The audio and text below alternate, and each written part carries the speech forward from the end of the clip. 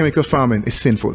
I say that unapologetically. The Bible said the earth shall not yield its increase to you because of your sins. We were having breakfast one day and I had some cornflakes and some milk. He said, Rasta don't drink milk. He said, milk is for a calf, man. The human body was never designed to digest cow's milk. It's for a calf. It has all the minerals, all the vitamins, all the calcium for a calf. Anything that's not organic is offensive to my mother, earth. When you think of the earth as a mother that you're born out of, then we have the same respect and responsibility we have for our biological mothers. We support industries that are built around sick people. So the dietary consciousness and the education we're given, even at the elementary level in school, is so that we are raised to become part of that food chain. Some of these institutions will not flourish and prosper without sick people. The earth has 102 minerals, and there are 102 minerals in the human body. And those minerals can only be assimilated into the body best by a plant source, because the plant takes it directly from the soil and gives it to your body. Any other means is going through a pre-digested source. People think we just eat salad. You know? You ever say, oh, you're vegan or you're vegetarian? And I said, no moo, no meh, no oink, no cluck, cluck, cluck. They said, so what do you eat? I said, you eat bird food or rabbit food. Yeshua, or Jesus, saw the fall of our people because he was around as an African man seeing his African people. Even in terms of when he said turn the other cheek, he wasn't saying turn the other cheek to the Romans, the Greco-Romans at the time. He was saying turn the other cheek like Luos and Kikuyus fighting each other. He's telling you, turn the other cheek, forget about how you offended each other right now because this white man is coming to take your country. Hey, what's up, everybody? Welcome to the Organic Guy podcast. This is your home of organic conversations. I'm your host, the Organic Guy. And around here, we have conversation around how we can make our food system really work for us rather than against us. And today I have a very special guest with us. He knows something about music, about farming, about healthy living. So I'm really, really super excited about this conversation. He goes by the name of Ammi the Veggie Man. And it's a pleasure to have you on. Welcome to the pod. Man, thank you. It's such a pleasure to be here. You know, it's been a minute, you know, so I'm really, and I've been seeing your work. I mean, really admiring the things that you're doing. And I say, congratulations to the good work you're doing and keep it up. Thank you very much for the compliment. Really appreciate it. Your work in the space is very much appreciated. I mean, the knowledge that you have and the entertainment that you put on, it's pretty awesome. And I must say you have very interesting nicknames, if I may. I mean, Ammi the Veggie Man, the Organic Ambassador.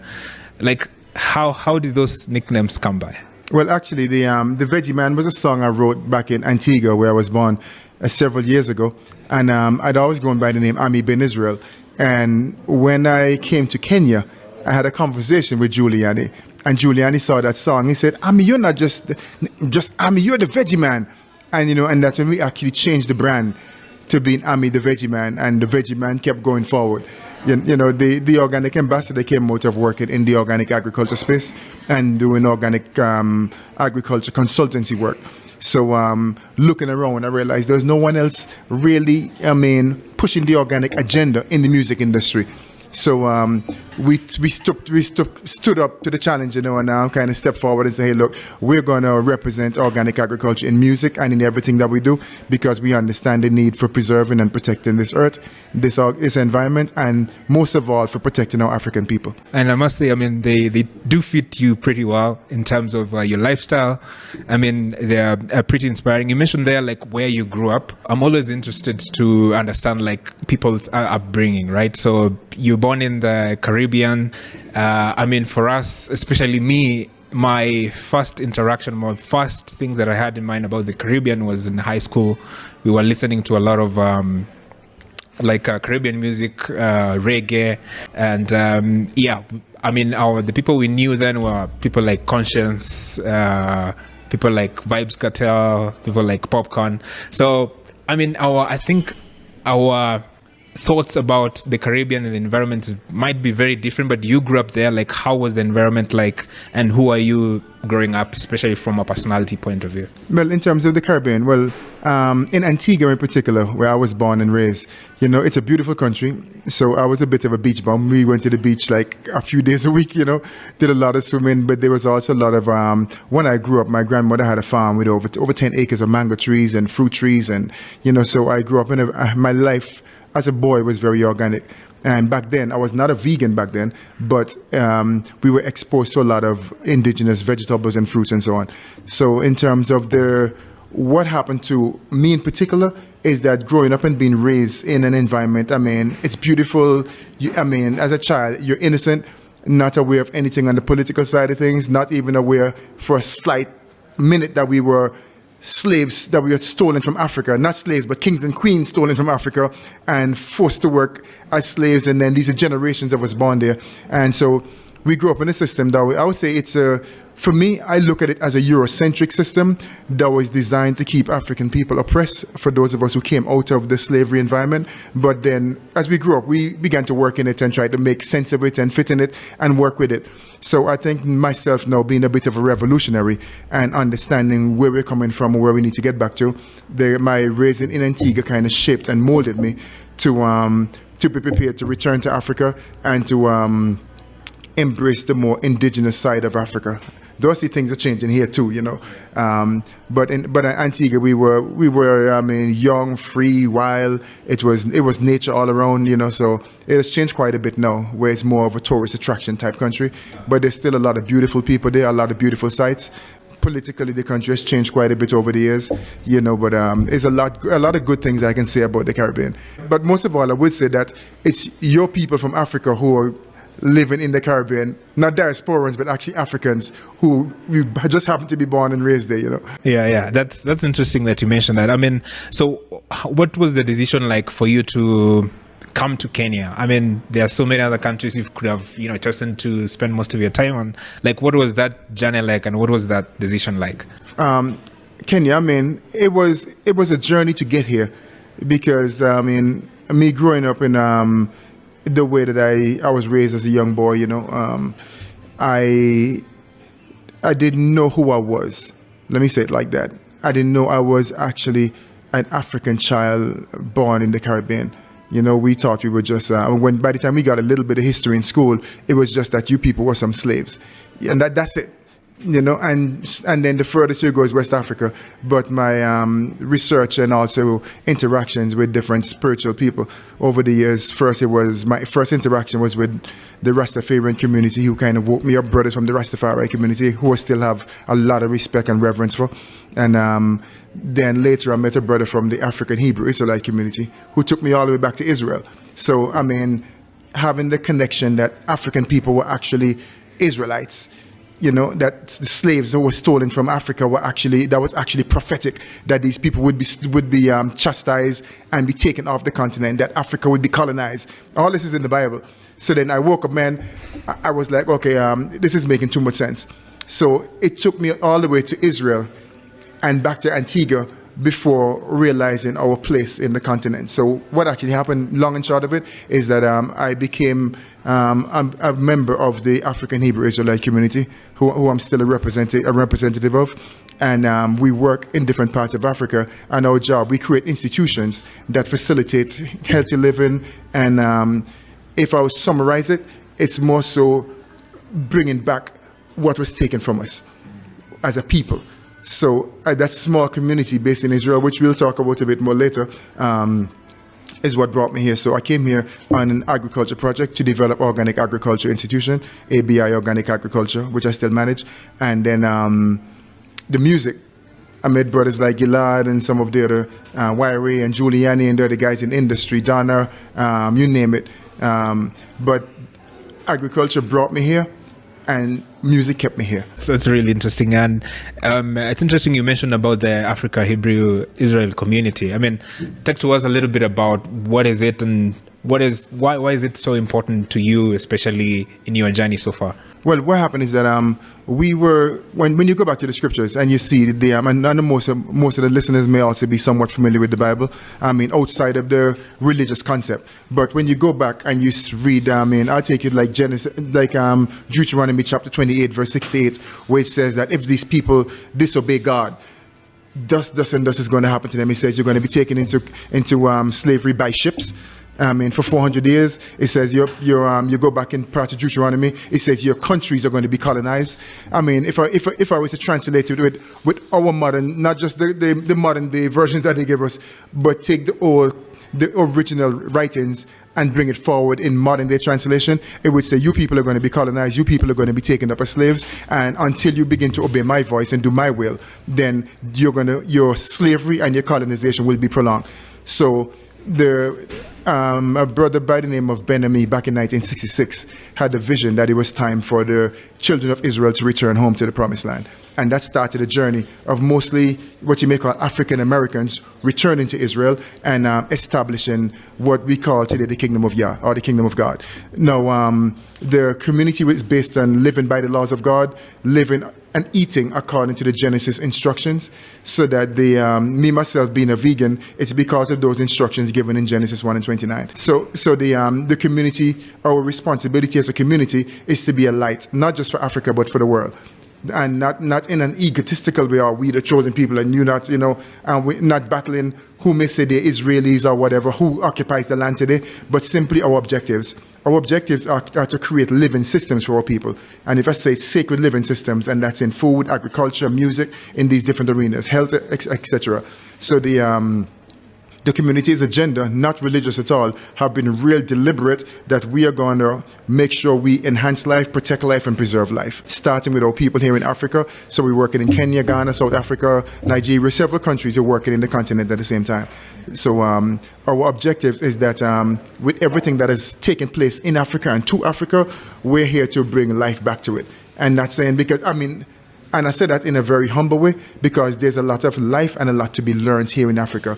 But when I say life, I mean in the sense of reigniting the spirit of who we are as a people, and then also, the onslaught. You're the organic guy. You know the food onslaught, the agriculture onslaught. You know the chemical onslaught. You know the deadly. There's so much that is attacking our people, attacking our food systems, attacking our immune systems, attacking our reproductive systems. So when I say to bring life back to it, we're here to shine a light in such a way that all people protect themselves from these onslaughts. Yeah, it sounds like a noble thing to do for me, in terms, especially being on this space, understanding how our food is being corrupted, or how the way we grow, the kind of education that we are being involved in, how it's corrupted. So for me, that sounds very noble, and something that sort of I resonate with, to be honest.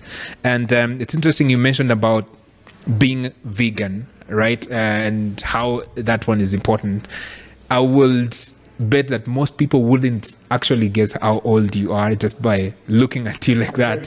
So it's very interesting on how food can really have a huge impact to us in terms of our bodies and how we look and how we feel. So for you, what was the thing that made you, what, I think maybe going vegan might be the best option for me? Well, the first thing I learned was, I learned that first from my brother Itai from the community, who started speaking about why veganism. And when he explained to me, that the earth has 102 minerals, and the 102 minerals in the human body. And those minerals are assimilated into the body best by a plant source, because the plant takes it directly from the soil and gives it to your body. Any other means is going through a pre-digested source. With the plants are giving you are converting those minerals that they can best be absorbed in the human body. So the plant is more of a direct source to the earth. So for me, that more than anything else resonated. I said, this just makes too much sense. Because so then for me, and my song, The Veggie Man, I said, "I don't want no moo, I don't want no me," and all of that, But for me, it was like, why go through the middleman when the rhinos, the cows, the goats, the sheep, and even some of the strongest animals, some of the biggest ones. When you look at the buffalo and the hippo and the rhino and the giraffe and the elephant, they're all herbivores. And our digestive system, our teeth structure, and the way our bodies are made are the same as those animals who have long intestines for digesting vegetables. The carnivores have a shorter intestine, and that's because it needs to get rid of the meat quickly. So when we consume animal flesh, it stays in our bodies for a long time, and there are also quite a bit of other things that come with it. But I have great love and respect for my people who are also carnivores. I have a lot of friends who eat meat. Not scorning or coming bashing, but my decisions were very deliberate, and my businesses and how I live my life in terms of food and exercise and everything is very intentional. Yeah, that's very interesting. So, for me, I grew up in the rural parts of Kenya in Kisii, and eating meat was rarely something we did, man. It's maybe around Christmas or there's a celebration or something like that. So eating meat wasn't a really big part of who I was growing up.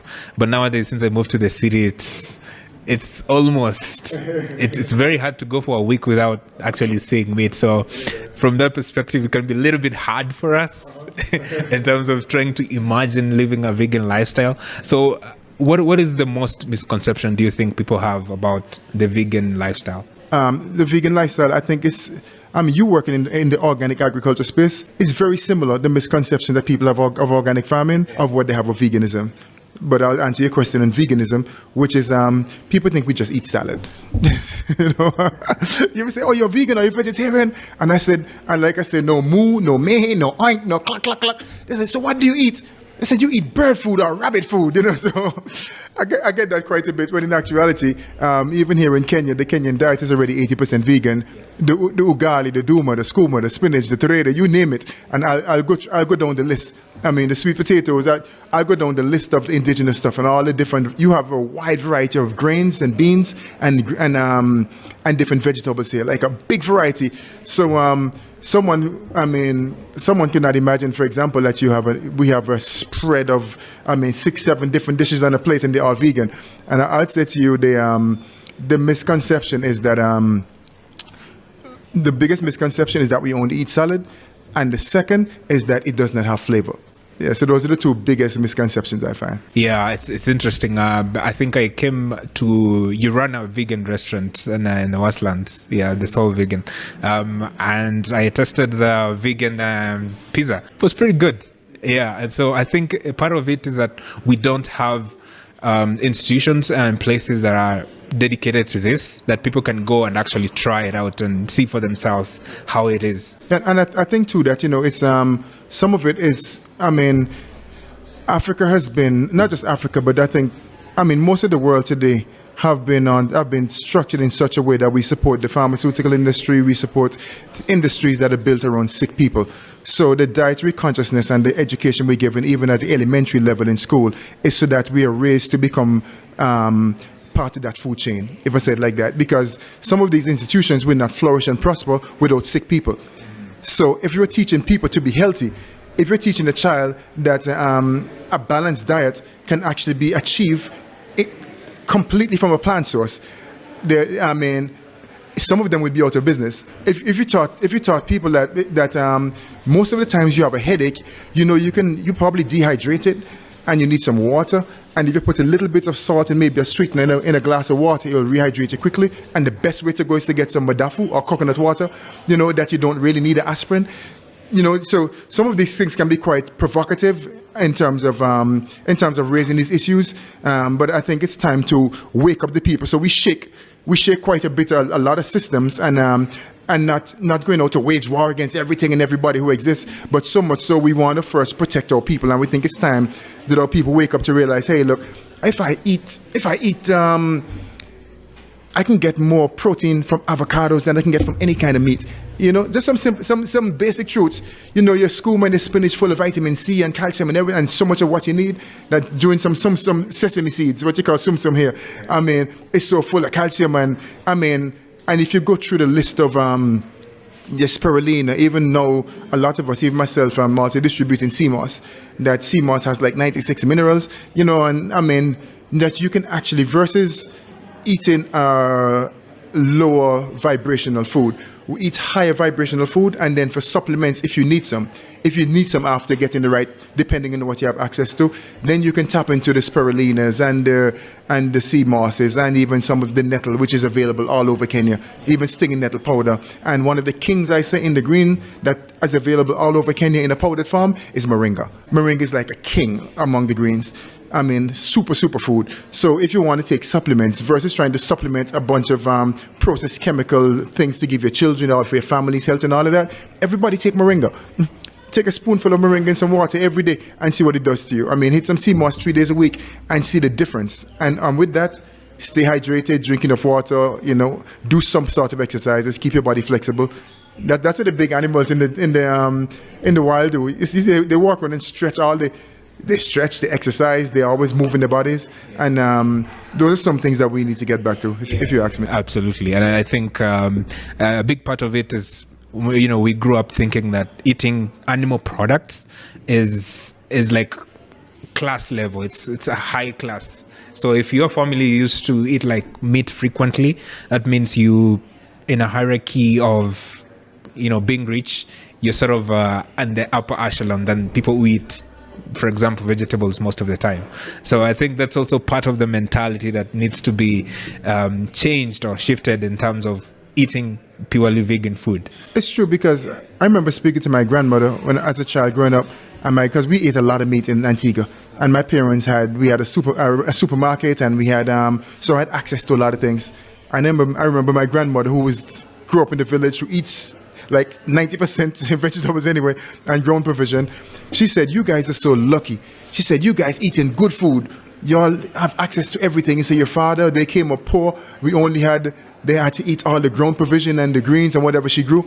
And they had a little bit of broth that they had to share. One small piece of meat that they had to share across him and his 5 siblings.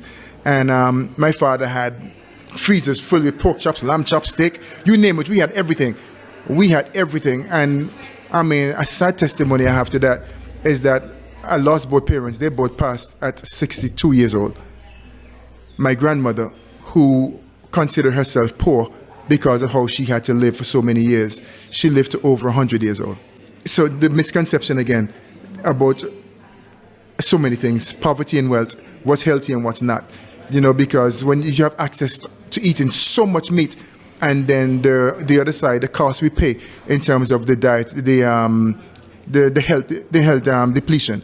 So it's serious. And I think more than anything else, the battle now is to plant new seeds and to build new minds, to let them to change the mentality, to wake up people up to realizing what's good and what's not. Yeah, and I think what's impressive about your story as well is that you are not born into like a vegan family, because changing lifestyle is pretty hard. It's a pretty hard thing to do. So for you, I imagine there has to be something really dramatic that happened in your life for you to change into being a vegan. Yes, yeah, and most, as a matter of fact, most people do. But I became a vegan overnight. But it was a series of events taking place. It was a series of events, and it was really a time that I began to question a lot of things.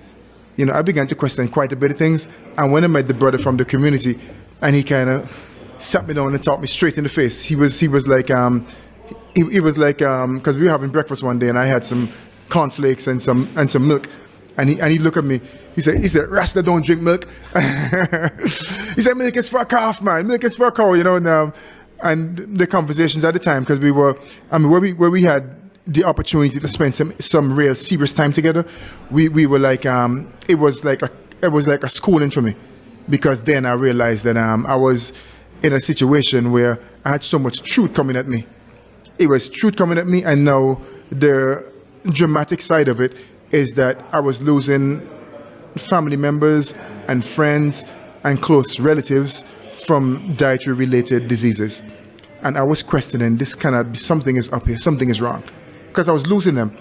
And then even later on, when I began to speak to them about veganism, most of them were like, "No, they said the pig raised you." I said, "I thought my mom raised me, not the pig."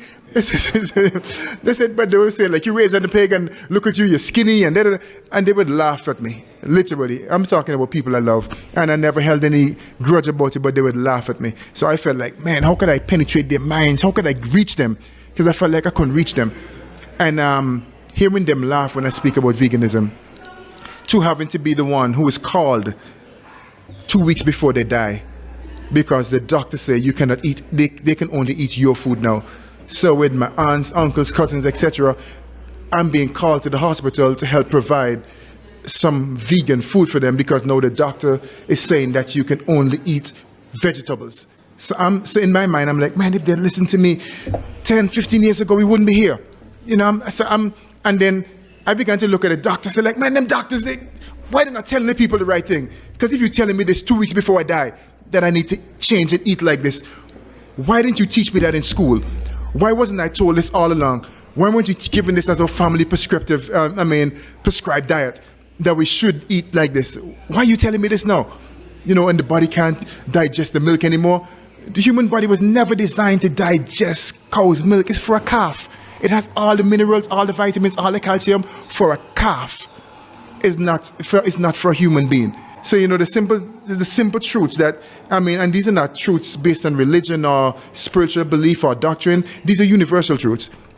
And they're proven by people who end up in the hospital and then end up in the graveyard, versus those who make the choice to live a longer, healthier life. And it's not like locked in, guaranteed you eat like this, then everything is going to change overnight, because there's a process of change. But you avoid quite a bit of the devastation that our people suffer eating the prescribed diet that we were given by Western institutions. Yeah, and I think that's part of our work that we need to do, at least letting people know, at least you have this option, and this is what it can do for you in the short and the long term as well. Yeah, another interesting part of you as well is music is just part of who you are. So you produce a lot of singles. I think one of my best music is Sinking Ship. I don't know, for me it just speaks to the realities of what's happening around the world, and I think it spoke to the core of some of the things I believe in, right? What led you to venture into music? And you went into music at a pretty young age as well. Yes, I started off in Antigua at the age of 13, was my first appearance on stage. And back then, I was called Lenny Fresh, which the human beatbox, you know. And back then, I wasn't even singing, though I was always quite poetic and a lyricist. I was never brave enough to express it, you know. So I hid behind the instrument of my mouth as a musical instrument. So at 13 years old, I was on stage and sometimes backing up other guys who were doing the hip hop style rap and so on. So back then, I was literally doing the and that type of thing, you know. And even today I can imitate almost any instrument. Yeah. So it was back then. It was really doing the beatbox thing.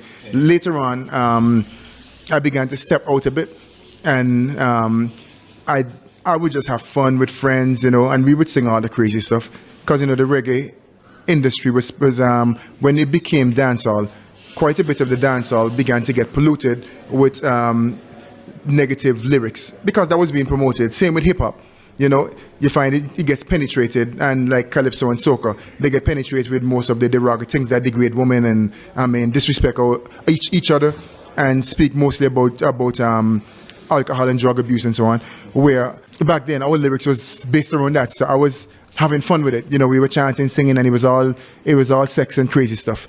But then by the time I met the community, the African Hebrew Israelite community, I felt like I had a purpose for singing now, because then I was not producing anything.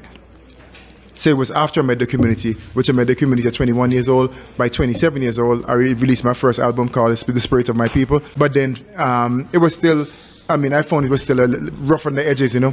But I was determined then that I had something to say, only realizing that the Creator had something for me to say. So then, as I evolved and as I grew, so the music also matured.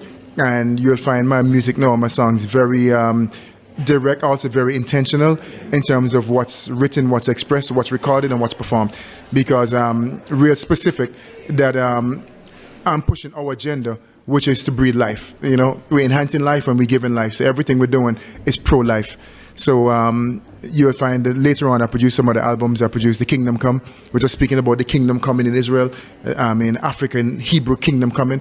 And then the next album I produced after that, when I got to Kenya, was Africa Is My Home. Africa Is My Home I recorded in 2014 with quite a number of Kenyan artists and collabos. You had Michelle Muriuki, Sagini, Donna. I even had a song with Giuliani back then. That's when we first met. We recorded it with MG in MG Studios. And Africa Is My Home did really well.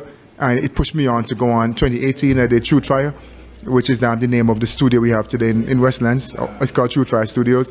And the most recent album, The Next Level, is the one I'm really proud of. Probably the most proud of, because now we were able to control the content and the quality and everything of how we produce the music, and having it mastered by Musioka. I think everybody knows Musioka. Yeah, he's a really good friend.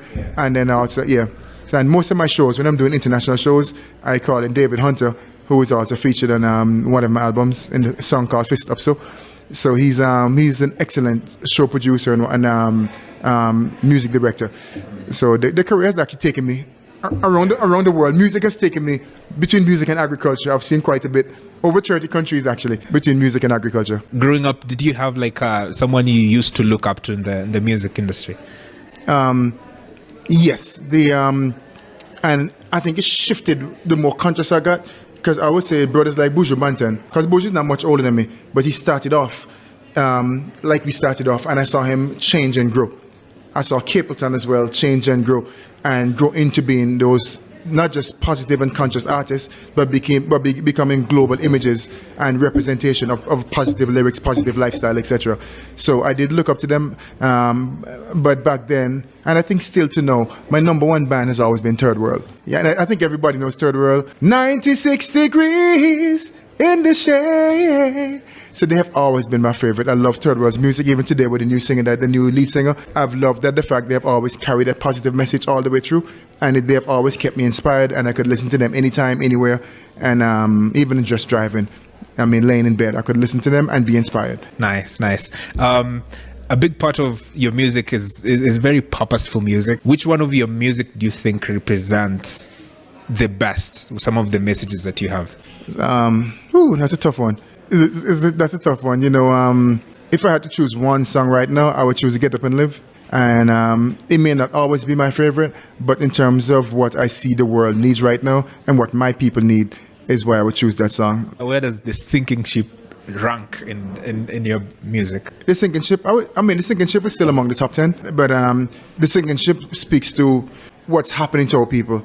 The devastation, people, particularly in the West, in America and in other parts of the world, where people were taken formerly as slaves. Because these countries were really, we were taken there to be corrected. We were not taken there to live, to spend all of our years there. Yeah, we were supposed to bring our power, our finances, our resources, our minds, our intelligence, everything that we developed was supposed to come back here to Africa. So I'm Sinking Ship is singing to our people, telling them what's happening. You know, so just like it is with organic farming, you know, we see the chemical onslaught in agriculture. And while we can speak about the chemical onslaught, is what are we going to do now? What are we going to do differently? So that's why I said the Sinking Ships is a shake and wake up call. But then what are you going to do next? What are you going to do next is get up and live and apply all these principles. You know, so that's so then it's more giving direction and what we need to do, and how we need to shift and what needs to happen next. Nice. Now that makes sense. It's more of pointing out what is the problem and then offering the solution. I think, that's the best way to move forward. Let's talk about organic farming now. You mentioned that you grew up in an agricultural environment. So how was that like? What was the spark that meant to you know what, I think I should be involved in organic farming? Brian, as a child, I had no idea. I didn't know I was going to end up in agriculture. As a child, I just loved it. You know, my father made sure we had a few beds in the yard.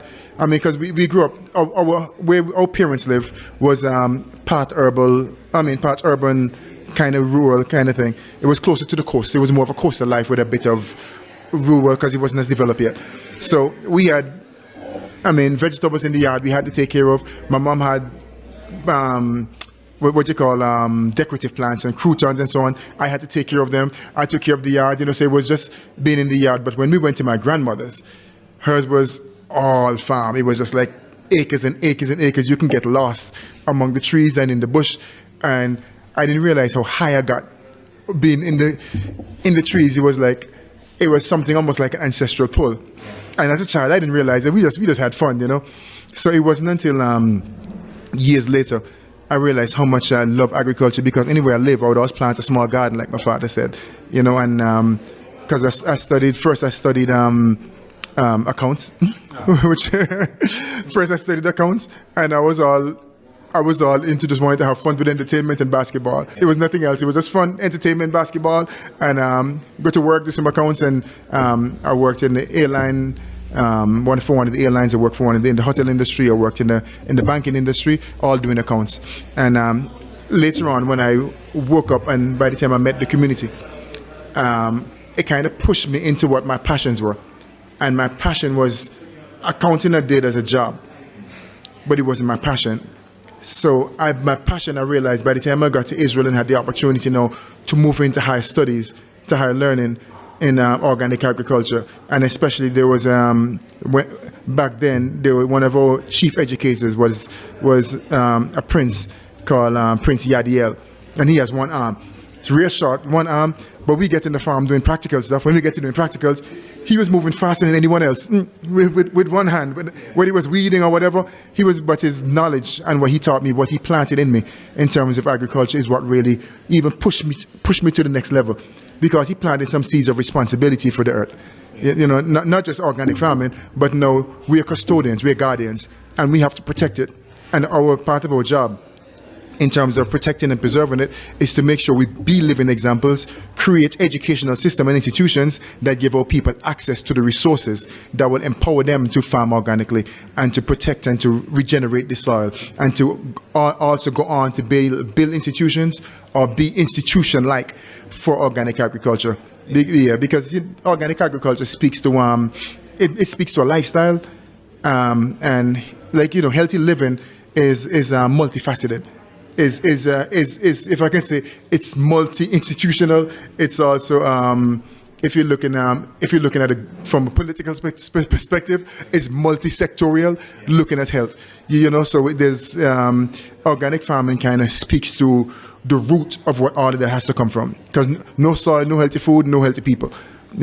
And we need healthy people to build societies, to build this world. Yeah. So for you, you've been involved in organic agriculture for many years now. And right now you run ABI-Organic. So briefly, what does ABI-Organic, what do you do and what do you provide for farmers? Well, we provide a variety of a cross-section of products and services, including organic inputs and modern technology. Our concept is based around modern technology and ancient wisdom.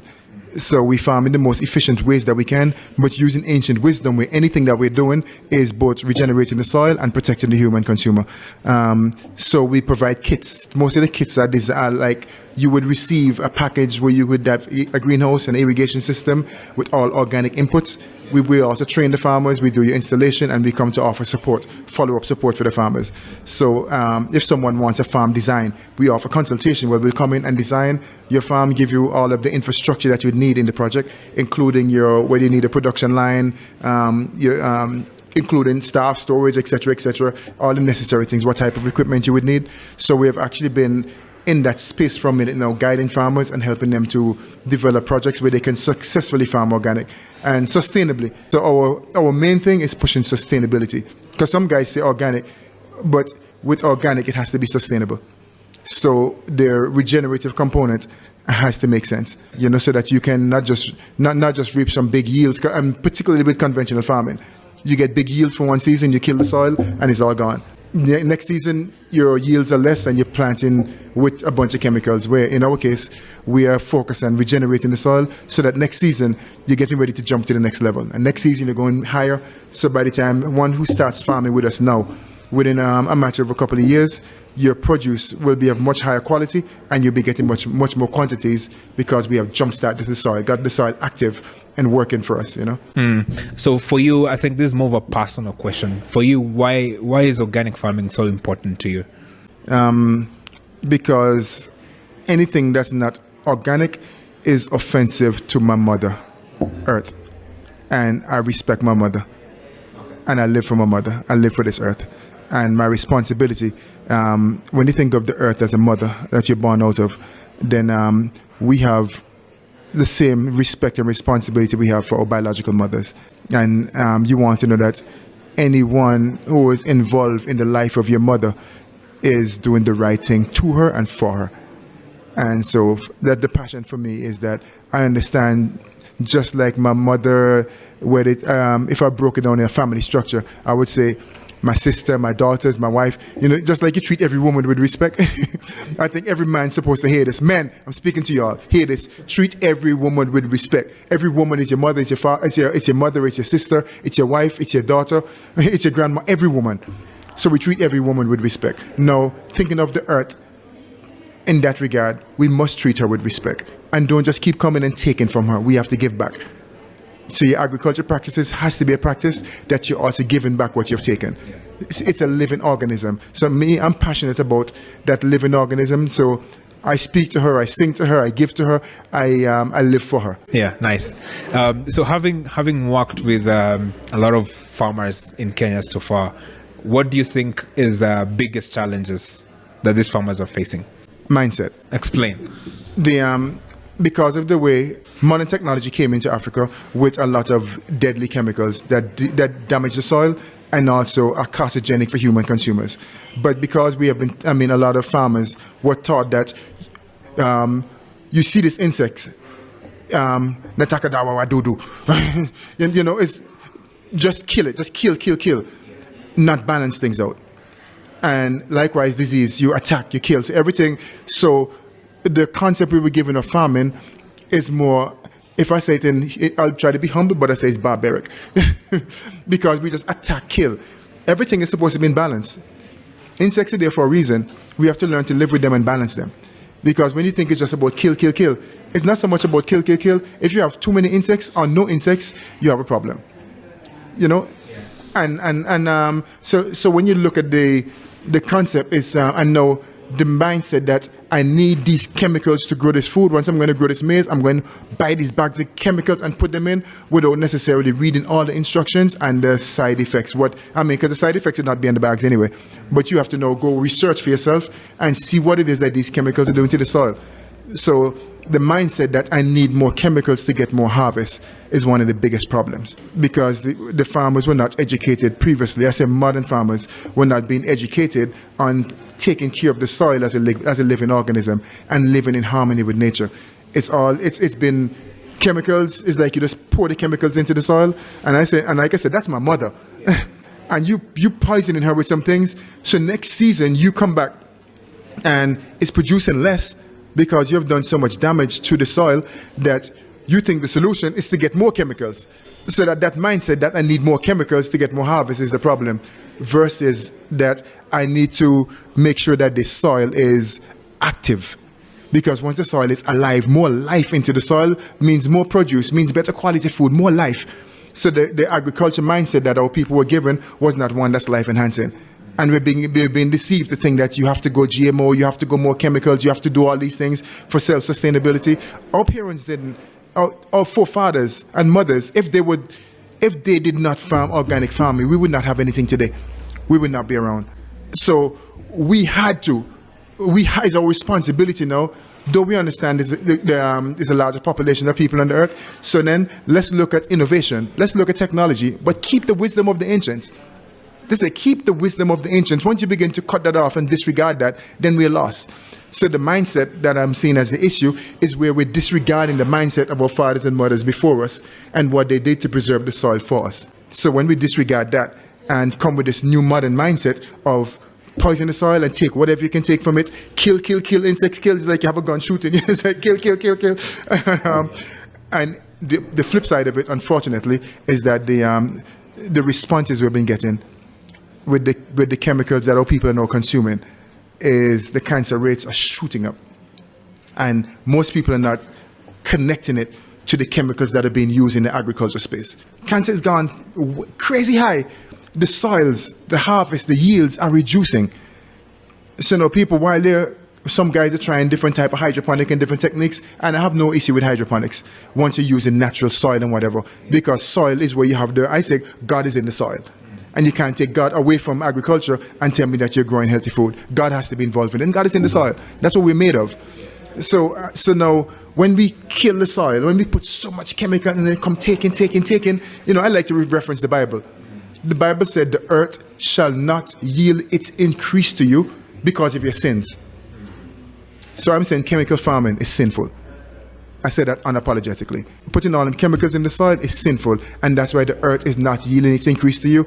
All of the micronutrients, even the worms, everything is running away and going deeper and deeper and trying to find. So the chemicals, the chemicals are doing so much damage up here that all of the essential elements and bacteria that you need, they're either dying here or moving away from the top and shifting away. So what you're getting, what the earth is giving you, is not quantity nor quality with chemical farming. And I do agree that mentality is one of the biggest problems that at least people who want to go to organic farming usually face.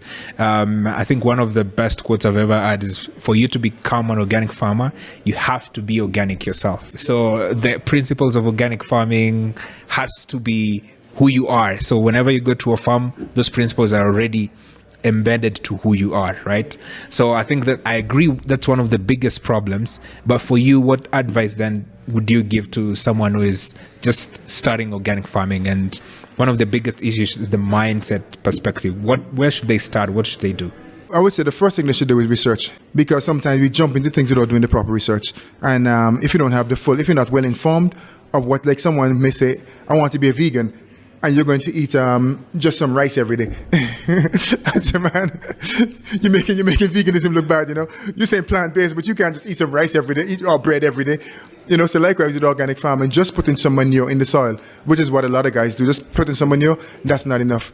So I would say do the research, because for me to take the time to try to explain all the fine details and give you a class that may take weeks for you to learn, I would say do the proper research and look at the impact of whatever you're going to put into the soil. Look at the impact, what impact it has. And whatever you're going to spray, think of what impact it has. So everything that you do, everything you look at, think of the results. There's some responses. So we always getting responses to everything we do, everything we say, everything we put in the soil, we're getting responses. So do the research so you know what you can do for the earth to give you the responses that you want. That's the first thing. Do proper research. Yeah, and I think one of the most given reasons why people don't like organic, or at least even from an educational perspective, is that it's knowledge intensive. So, there's two ways you can look at that. You can look at that as a positive, or you can look at it as a negative. So if something is knowledge intensive, shouldn't that be interesting to you as well, to try and learn more about that system so that you can be ready for it, right? So it's usually put as a negative, but I think if you flip it and actually look at it as a positive, because it's a chance for you to be able to get to learn more about organic farming or farming in general, what needs to be done. You are also vocal in terms of like us as Africans taking education seriously, and in terms of being at the forefront, actually trying to learn new stuff, because you think the current system doesn't really empower us to be able to live to our fullest potential. So what do you think is then the problem with our current educational system? I would say the current education system, it has been improving. I see improvement that I must comment on that first. So I don't just come bashing, because I've seen some improvement in terms of encouraging critical thinking and more innovative type of learning. But I think the initial education system that was prolonged for too long in Africa was designed to create workers for the colonies. All of Europe became rich off of African resources and people. The rest of the world still today depends on Africa and drains all of its resources. So an education system that's keeping the poorest people in the world poor while they're living in the richest countries. Think about that. The richest, you got the resources that the whole world need. Africa can survive without the rest of the world. Most other countries cannot survive without Africa. That means if all the resources and everything is here, then the first thing one of the most important components that should be in the education system is to teach the people how to use these resources so that they can have equal distribution and live. I'm not just saying just to be rich and have everything, but I'm saying the wealth of resources that we have here should be equally distributed, and it should be managed by the people for the people. And so that's where the education system, I think, is flawed, because it constantly teaches our people how to get a job. And you come in, and I'll go all the way, even I'd go around the world. We have systems that were created, and these systems were created to keep those who were who were literally, destroying countries, destroying cultures, destroying, and taking. They came in, violently taken, and now you stole, and now you make laws to protect the things that you stole, and now you teach the people to work for you and to work within the system that you created. You had a dream, and you made sure your dream comes true in Africa, it comes true in the Caribbean, it comes true in the US. You build your dream. They're building their, and now they're trying to make our people fit within their dream. So I'm saying the education system now, especially here in Africa, has to be to teach the people, first of all, how to take care and to maintain the environment that they live in, but it also has to be to teach them how to manage the resources for the people, so that the resources are equally distributed among here, so that poverty becomes a conversation of the past. Poverty needs to be a conversation of the past. Lack and not having needs to be a conversation of the past. But also what comes with that has to be a new concept of wealth, because your health is your first wealth. And people need to understand that your health is your wealth, and that needs to be the first thing that you focus on. So the education that I would say needs to be given to our people is, one, now we're teaching our people how to live a sustainable life in harmony with nature. And I think that initiative has to come from us, because they do not have any incentives as to why we should be empowered, right? If we are empowered, then it's their disadvantage for them. Right, so they couldn't be able to have access to some of the resources that are in the African continent, and that could be detrimental to their survival or to them thriving in whatever systems that they're thriving in. So it has to be up to us actually to take the initiative to try and learn and see how the system actually work, and create systems that actually work best for us as well. Yes, we have to, because when you look, Africans are such loving people. We welcome everybody. We share with everybody. And look where it's gotten us. Look at where it's gotten us. Our brothers and sisters were stolen to go build America and build the Caribbean. They were stolen to go and build Europe and to facilitate the hard labor and work needed around the world. Stole our minds, all our wonderful ideas, and made wonderful inventions we never got credited for. And here in the continent, they take the resources and put the people to work. Take your land and put you back to work on it. So I'm saying no. Like I said, I'm not here to speak to everything that was done against us, because I think now it's time for us to take responsibility. And I said those among us are those who are supposed to be working with us to help to push the new agenda for the new Africa. Those who are among us who don't want this to happen, I said they need to get out of the way, or nature will move them out of the way. I said the spirit of the Creator will move them out of the way, because this is a new day for Africa. It's a new day, it's a new time. I know since you and I have been on this journey, and we've seen quite a bit of changes, and you can tell it's almost like the earth itself is waking up. It's like our ancestors is waking up more and more people, and more people are realizing, hey, look, it's time for a change. Time for us to do better for ourselves. So this is our time. Yeah, definitely. There's a lot more people talking about these issues we've been talking about, especially, and the chemicals are being, your food is not as good as you want it to be. Chemicals that are being used in our food system are not so great. So I think there's a lot more people talking about these issues than they were, let's say, 5 years ago. And that's actually a good thing, right? So that's very encouraging. One of the issues you also feel strongly about is the ability for Africans to actually be able to reconnect to their land, right? We've seen this similar cases. Most of the wars that are being fought is for land, especially, let's say, in South Africa and the DRC. There's a lot of conversation around we need to have our land back. So why do you think it's important especially for Africans, to actually reconnect back to their lands as well? Well, first of all, a landless people is like, first of all, you don't have a home. And when I really think about us as a people, what comes out of the land in terms of the resources, and particularly our food systems, if we don't have any land, we can't feed ourselves. And anyone who feeds you controls you. Anyone who feeds you controls you. And that's just the truth of the matter. So Africans, first, we need to feed ourselves. We need to have land to feed ourselves. We need to have land so we can have the resources we need to develop communities and societies the way that we want it. And it's not offensive. It's not offensive to say, give us back our land. It's really not offensive. Just like it is not offensive for us to say Africans abroad, come back home. Come back to your land. Because you look at every other indigenous people across the globe, and they're what they may call the diasporan, sends their money and the resources and everything back home so they can go back home and live well and build and live comfortably at home. No, I think Africans have been the most traveled people on the continent, in the world. In every continent, every country you go to, you find African people all across the world, whether it's what they may call mixed race or whatever. African people are everywhere. So we need to take a certain sense of pride and responsibility in Africa.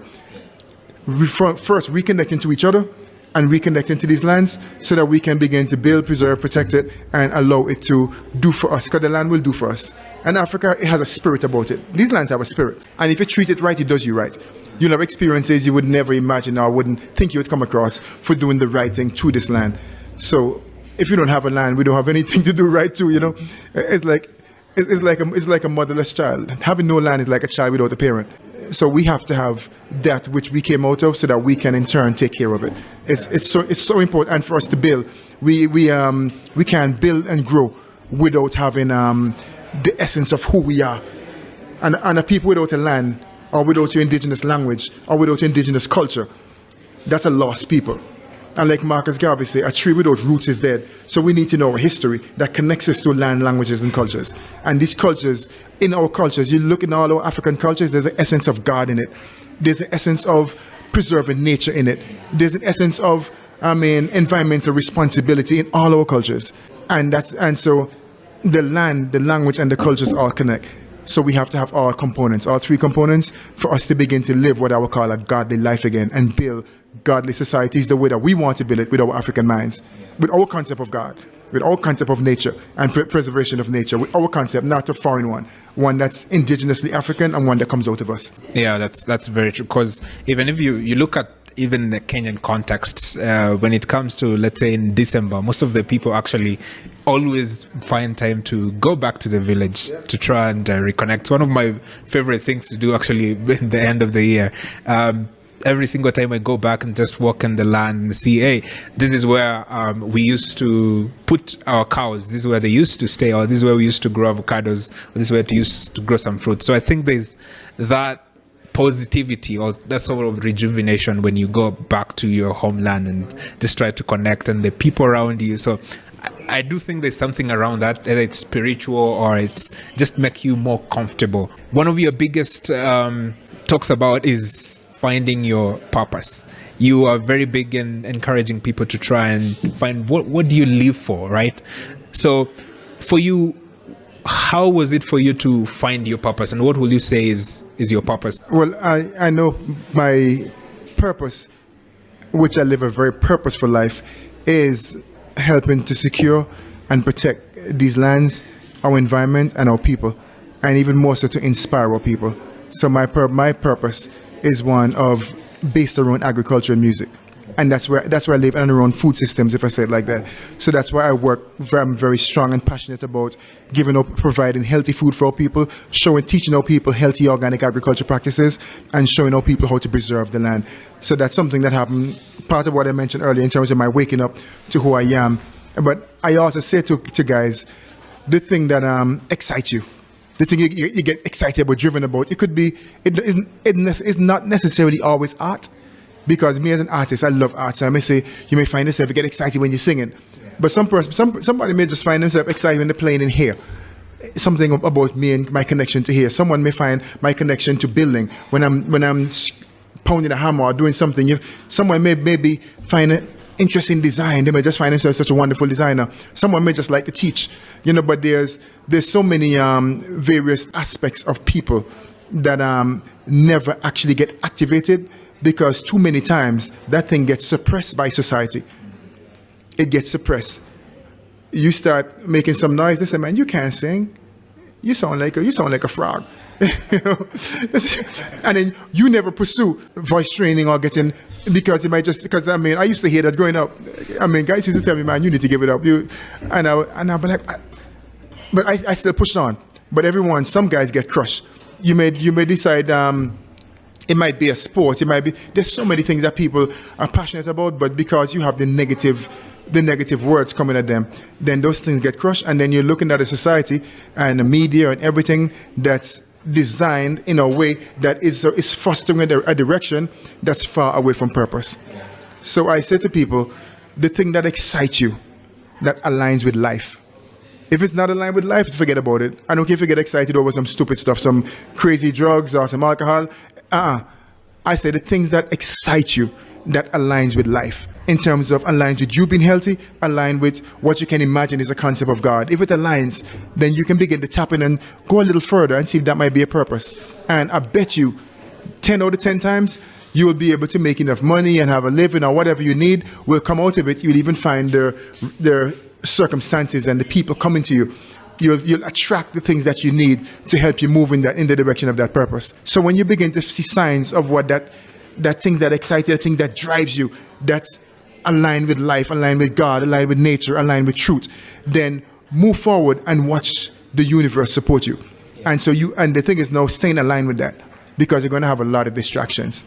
And many people might have been traumatized as children, might have had different situations that you've been through, and the way the mind thinks and the way the mind processes these things.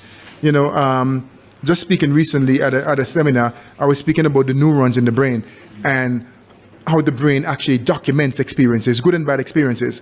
So many times when you think about the good experiences, you think about them as, I had so much fun back then, and then you leave it alone.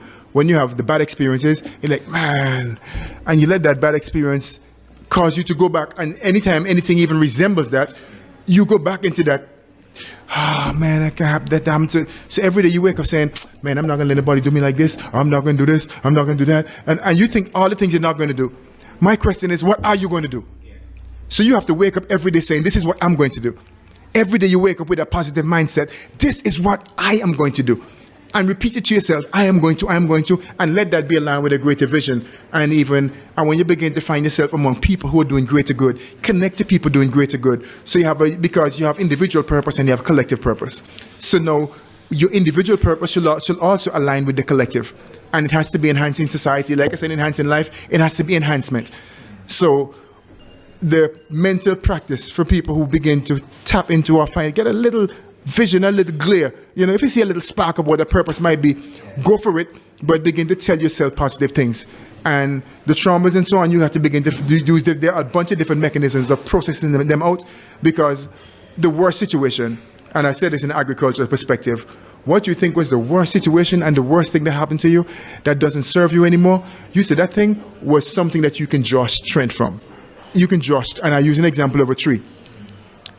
You cut the branches, it was bad weather, the leaves turned brown, the branches fell off, the tree looks like it gets rid of the things that doesn't serve it anymore, because the old leaves cannot, capture any light energy anymore. The branches are not serving, they're old, they're brown now. What am I to do with them? You drop them to the ground.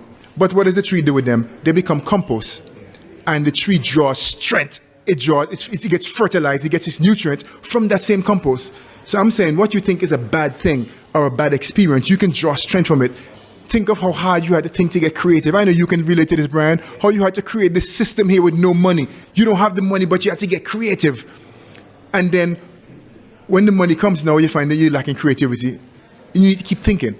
Think and draw strength, because now situations are going to present themselves, but you remember how hard it was when you had to create something with a little, and how your mind got to thinking, no man, I got to figure this out.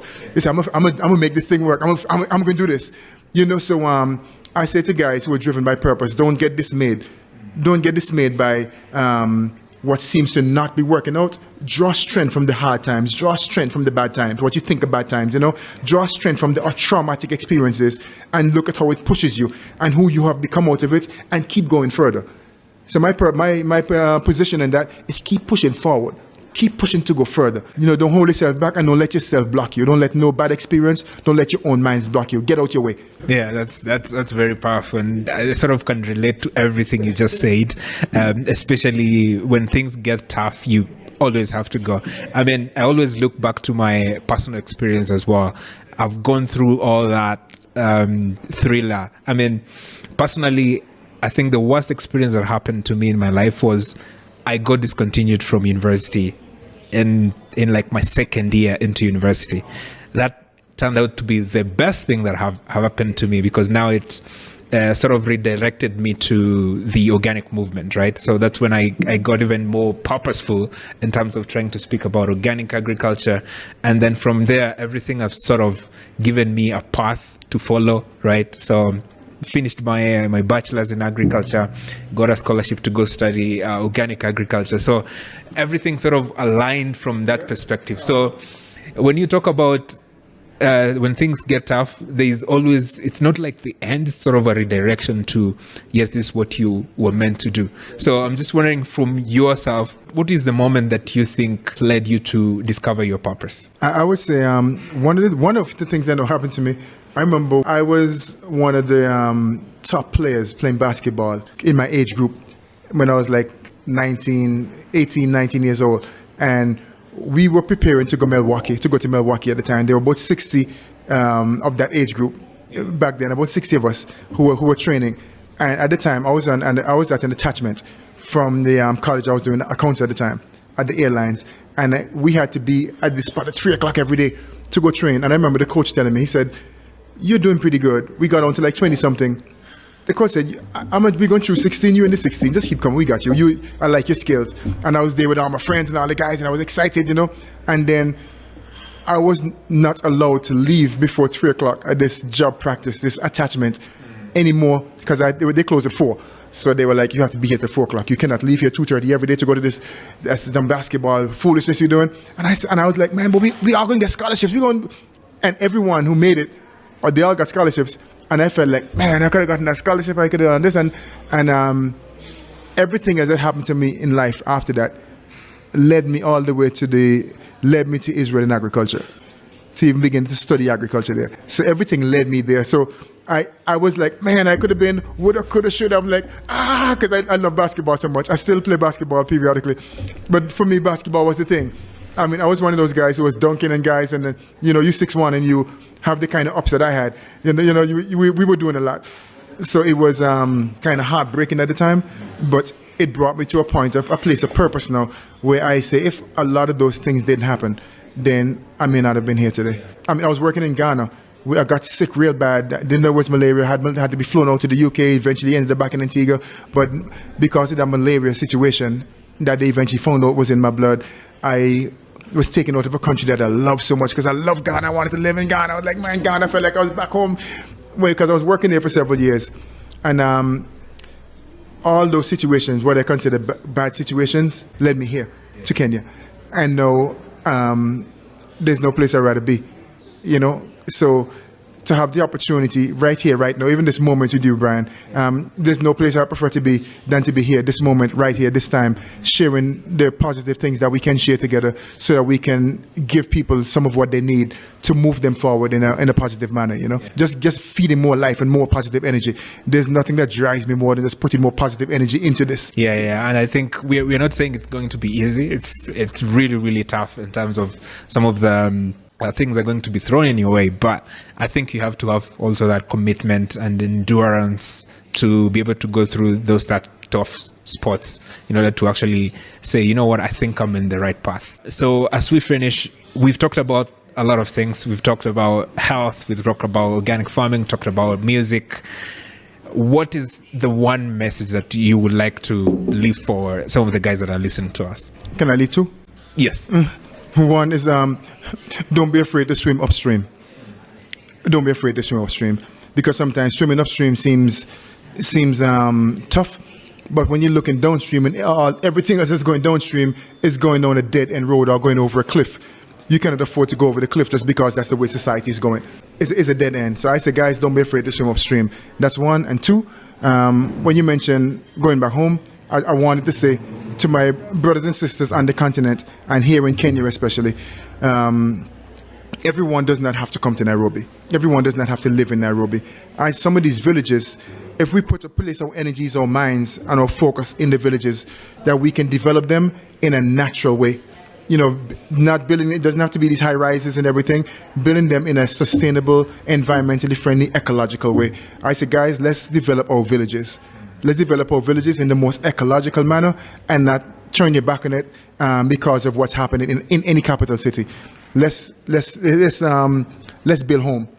Let's build home first. Yeah.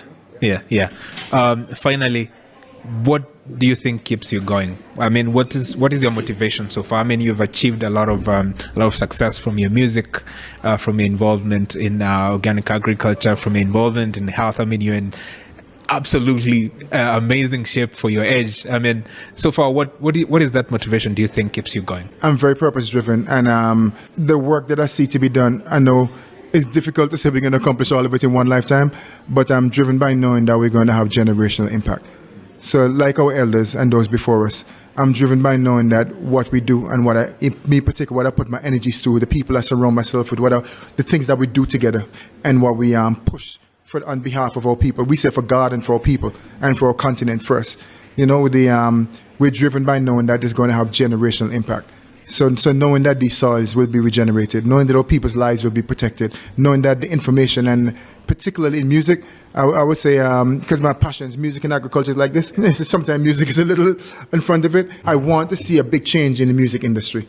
I want to see a change where now we're giving the children the information to inspire them and empower them to live a positive and healthy life, so that we can begin to build in some ways, if for lack of a better word, I'd say build it like the ancients did, those who had good common sense, because all the ancients weren't always smart. You know, we made some mistakes, a lot of our people, and he documented some of the mistakes that we made. But we need to get this information to the children.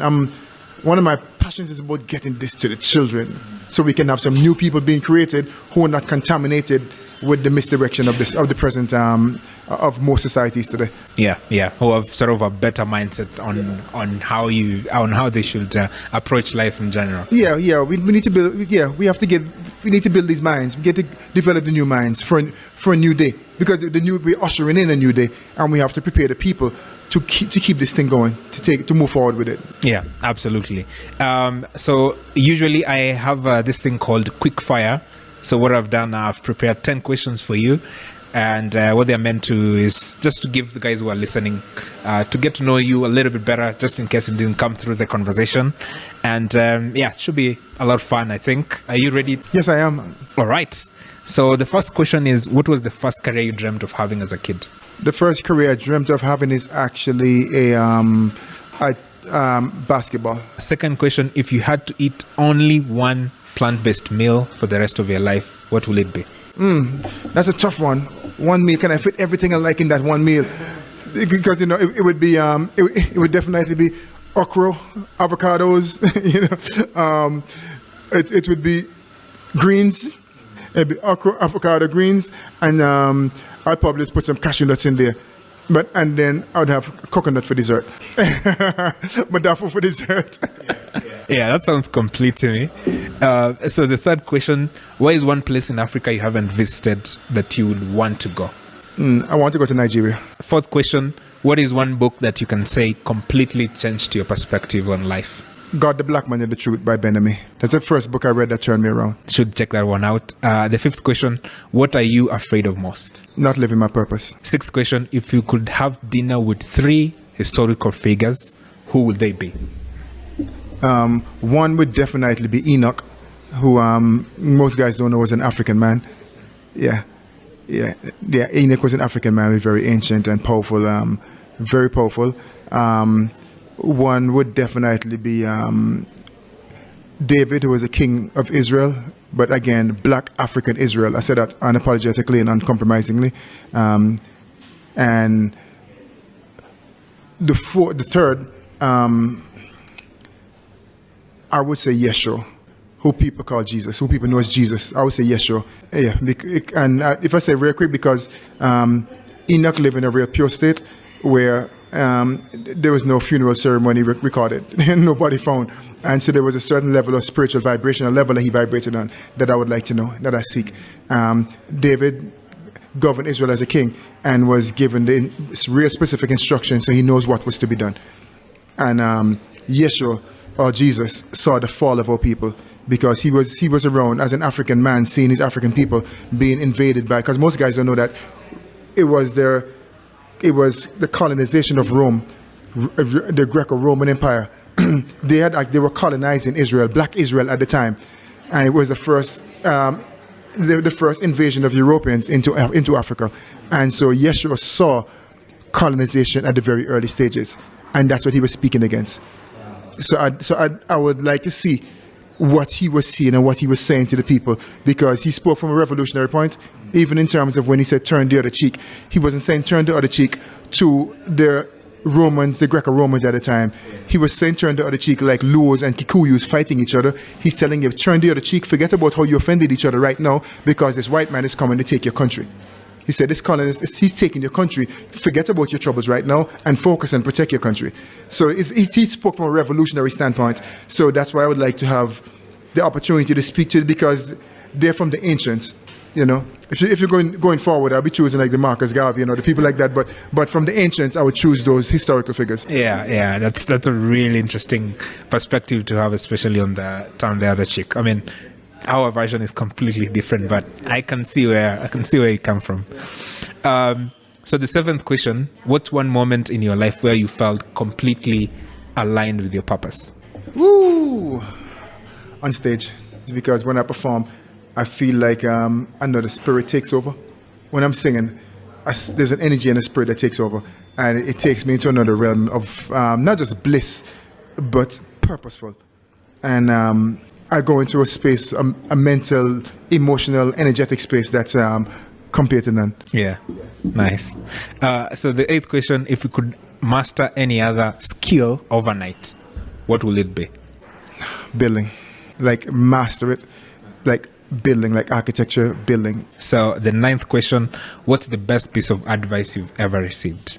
I have so many, but I remember my biological father telling me, he said, you're burning your candles at both ends. Because I was going out, I remember I was young, wild, smoking, drinking, having fun, having girlfriends up, down, when I was going to bed late, waking up early. He said, you're burning your candle at both ends, stop it. So the last question: if you could give your 18-year-old self a piece of advice, what will it be? I'd tell him slow down, because I was moving fast. I was young and wild. I did a lot as a young, or growing up in Antigua. You wouldn't want to meet me back then. I was young, I was wild, I was stupid, and you thought you knew something. You know, so my 18-year-old self, I would say slow down. All right. Yeah. Thank you very much. So those are 10 questions. I think that was very, very much fun. And thank you very much for agreeing to participate and being part of the podcast. You're on social media everywhere, right? So how can they find it? On YouTube and Facebook, it's Ammi the Veggie Man, AMMI the Veggie Man. Veggie Man is VEGGIEMAN. That's VEGGIEMAN. On Instagram and other platforms, it's Ammi Veggie Man. Nice. Thank you very much for your time. Man, thank you. Yeah. And really appreciate it. I'm sure guys are going to appreciate and really get to learn a lot of things that they didn't know before they started watching this podcast. So I really appreciate it. Man, thank you so much for having me too. And congratulations, and keep up the good work. I know it's not always easy, but for those of you and those of us who are working in the positive and life enhancing space, we don't have a choice but to keep going forward. Yeah, absolutely. Yeah, so keep it up. Yeah, thank you very much. So till the next one, remember to be organic. Cheers.